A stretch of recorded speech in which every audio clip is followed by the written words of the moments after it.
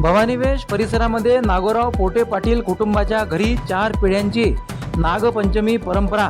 श्रावण महिन्यातील नागपंचमी सण भवानीवेश परिसरात मोठ्या भक्तिभावाने साजरा करण्यात येतो.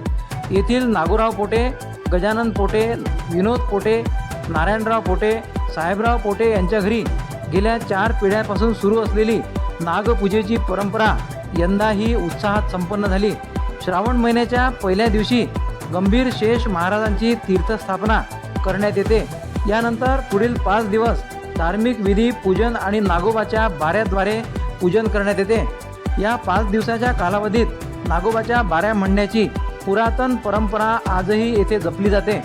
परिसरातील भाविक मोठ्या संख्येने या पूजेसाठी उपस्थित राहतात. नागपंचमीच्या दिवशी नागदेवतेची विशेष पूजा करून दुधाचा अभिषेक करण्यात आला. यानंतर दुसऱ्या दिवशी भंडारा आणि प्रसादाचे आयोजन करण्यात येते. त्यानंतर गंभीर शेष महाराजांच्या पालखीची भवानीवेश परिसरातून मिरवणूक काढण्यात येते. परिसरातील लोक मोठ्या संख्येने या मिरवणुकीत सहभागी होतात.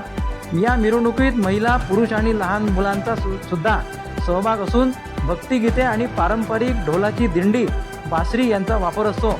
पोटे पाटील कुटुंबियांनी यावेळी सांगितले की आमच्या आजोबाच्या पणजोबाच्या काळापासून ही परंपरा सुरू आहे. ती आजही कायम आहे. पुढील पिढ्यापर्यंत नेण्याचा आमचा प्रयत्न आहे.